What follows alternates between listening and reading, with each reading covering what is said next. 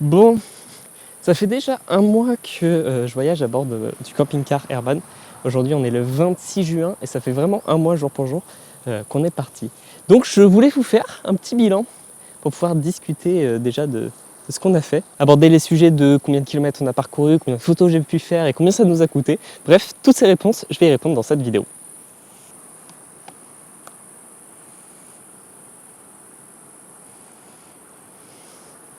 Voilà qui est mieux. Bref, donc on va répondre à ces différentes questions dans cette vidéo. J'ai pris quelques notes sur mon téléphone et puis on va pouvoir faire un petit point et discuter du coup de cette vie de van life. D'ailleurs, si vous avez des questions à poser sur notre façon de fonctionner, notre façon de vivre, n'hésitez pas à les faire dans les commentaires. J'y répondrai dans une prochaine vidéo bilan du type. Donc comme je l'ai dit, on est parti le 26 mai avec ma compagne en voyage autour de la France à bord de notre camping-car, un C25 de 1990. Je ne vais pas faire un résumé des aventures qu'on a pu parcourir car j'ai déjà fait 4 vidéos sur la chaîne qui en parle. On a un total d'à peu près 2h15 de contenu. Donc si ça vous intéresse, je vous mets les différents liens en description. Merci la voiture. Donc si ça vous intéresse, je vous mets les différents liens en description et je vous invite à aller voir ces voyages si vous voulez nous soutenir, si vous voulez découvrir ce qu'on fait et notre quotidien. Bon, on va commencer en parlant des kilomètres qu'on a pu faire. Alors, on est parti d'Angoulême dans la Charente, on est descendu dans le sud jusqu'à Pau en longeant à peu près la côte mienne. On a fait un arrêt à Arcachon, un autre arrêt à Biarritz, enfin ce genre de trajet-là. Malheureusement, on a eu des problèmes dans le camping-car, on va en parler juste après. On a été forcé de remonter en Charente pour résoudre ces soucis.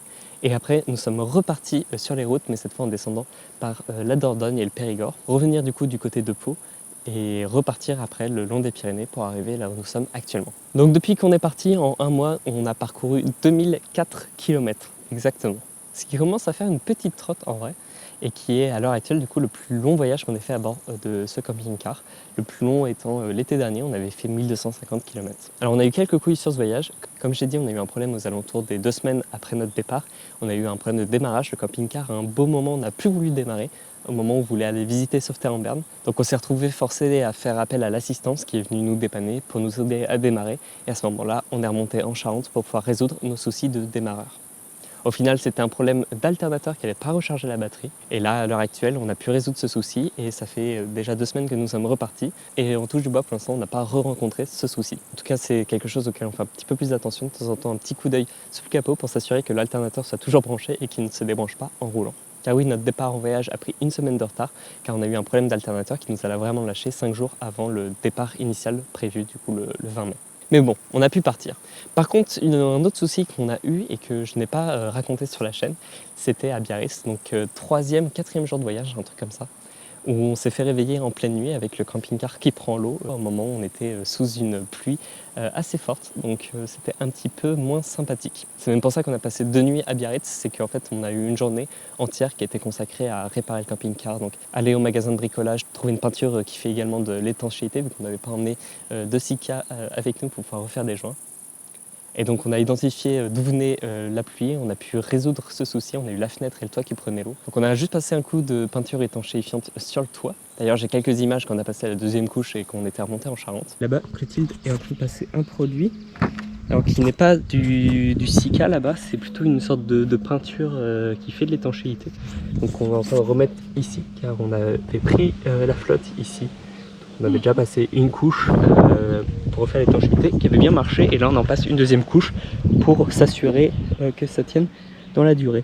Et au final, le lendemain, après avoir mis les différentes couches de peinture, tous les problèmes d'infiltration étaient résolus.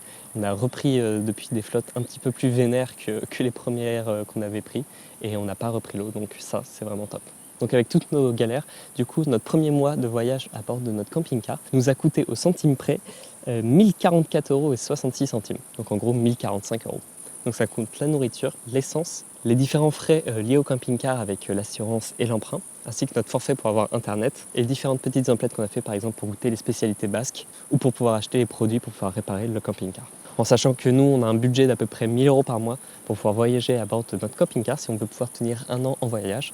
Donc on est à peu près dans le budget. Donc on est dans le budget qu'on avait prévu initialement.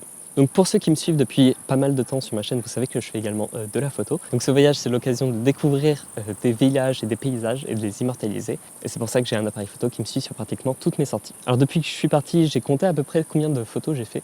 Alors je vais parler en déclenchement brut, donc au final de photos que je vais garder après, il y en aura un petit peu moins, mais j'ai fait à peu près 3000 déclenchements depuis le début de notre voyage. Si je dis pas de bêtises, dans les vidéos, il doit y avoir au total à peu près 400 photos montrées, en sachant qu'il y a certaines sorties où je trie et je mets que la moitié des photos qui me plaisent pour pas vous harceler avec 50 photos d'affilée de un seul et même village. Mais bon, c'est comme ça. J'attends que la voiture passe. Voilà. Donc à l'heure où je filme, on a fait la côte atlantique, on a fait les Pays Basques, on a fait un petit peu les Pyrénées et on se dirige tranquillement mais sûrement en direction de la côte méditerranéenne qu'on aimerait faire avant la grosse période d'été. Donc si tu découvres notre aventure avec cette vidéo, je t'invite à t'abonner pour voir la suite de notre voyage, la suite de notre périple. Ça sera à peu près un rythme de une vidéo toutes les semaines qui parle de la semaine qu'on a passée en voyage. Et si cette vidéo t'a plu, n'hésite pas à me laisser un commentaire ou un like pour me le faire savoir. Moi je te dis à très bientôt pour une prochaine vidéo, un prochain voyage, une prochaine balade photo. Bref, ciao ciao.